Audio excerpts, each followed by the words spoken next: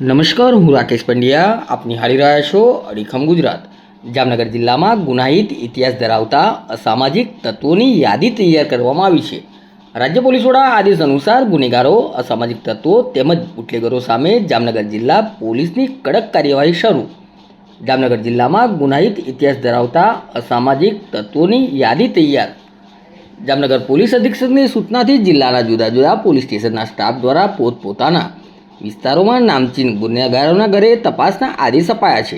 જેમાં શહેરના સિટી એ ડિવિઝન વિસ્તારના બુટલેગરોના ઘરે ચેકિંગ કરવામાં આવ્યું. આ દરમિયાન સાધના કોલોની વિસ્તારમાં રહેતા લિસ્ટેડ બુટલેગર હિતેશ ઉર્ફે સાકીડો સોમાભાઈ ચાવડાના ઘર નજીક એક દેશી દારૂની મહેફિલમાં મોજ મારતા 6 શખ્સો ઝડપાયા. પોલીસની આ કાર્યવાહીથી અસામાજિક તત્વો અને ગુનેગારોમાં ફફડાટ વ્યાપ્યો છે.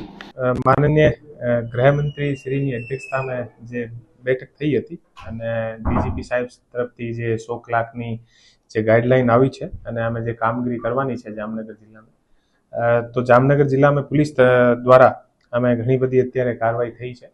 ટોટલ 285 ની આસપાસ જે લોકો છે આને આઈડેન્ટિફાઈ કર્યા છે, જેને ઉપર અલગ અલગ રીતેની અમને કાર્યવાહી કરવાની છે. બધી જે 5-6 મુદ્દાની જે કાર્યવાહી છે કે એવા લોકો દ્વારા કોઈ ગેરકાયદેસર જગ્યા, સરકારી જગ્યા પર કોઈ કબજો કરાયેલો હોય તો આ કબજાને જે સ્થાનિક તંત્ર છે અને સાથે મળીને આને દૂર કરાવવાનો, અને કોઈ બુટલેગર છે, બુટલેગિંગનું કામ કરતો હોય અને ગેરકાયદેસર વીજળીના કનેક્શન, પાણીના કનેક્શન લીધેલા હોય તો આના ઉપર પણ કાયદેસરની કાર્યવાહી કરાવવાની. અને આ લોકોના ઉપર લિસ્ટ તૈયાર કરીને અને વારંવાર આ લોકોને ચેક કરવાના, એ લોકો શું કરે છે. તો આ કાર્યવાહીમાં જામનગર પોલીસ દ્વારા સરસ રીતે જે કાર્યવાહી થઈ છે આ હું આપ લોકોને બધાને બતાવવા માંગુ છું. કાલની ડેટ સુધી જે અમારી લિસ્ટ તૈયાર થઈ છે આમાં 285 ને આસપાસ લોકો આઈડેન્ટિફાઈ થયા છે.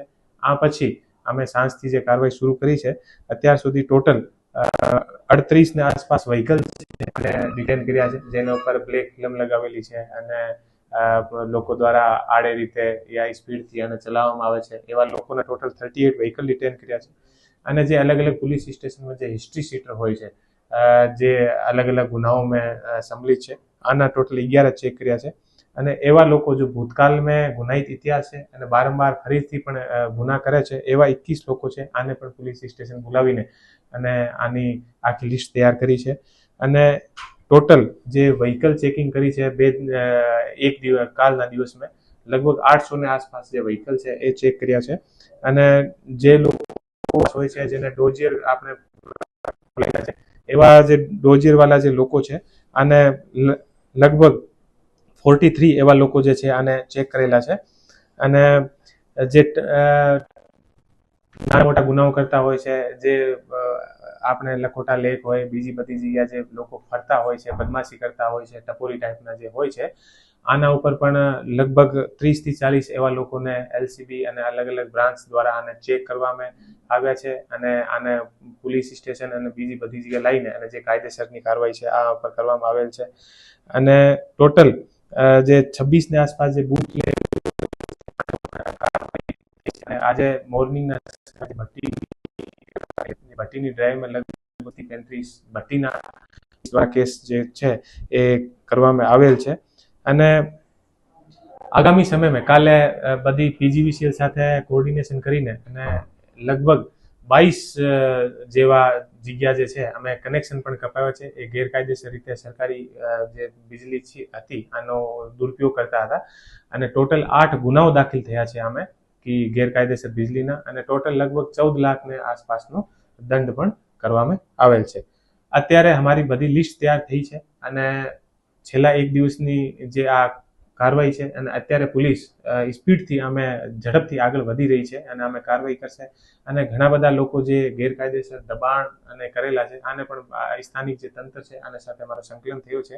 અને આગામી જે સમય છે અમે આ જે ડિમોલિશનના જે ગેરકાયદેસર છે આની કાર્યવાહી પણ શરૂ થશે. સાહેબ, અત્યાર સુધીમાં ટોટલ કેટલા ગુનેગારોની લિસ્ટ તૈયાર કરવામાં 285 ની 285 ની જે છે આ લિસ્ટ. ખાસ કરીને સોશિયલ મીડિયાના માધ્યમથી જે રોપ જમાવવા માંગતા હોય છે, અમેરિકામાં એવા કોઈ છે?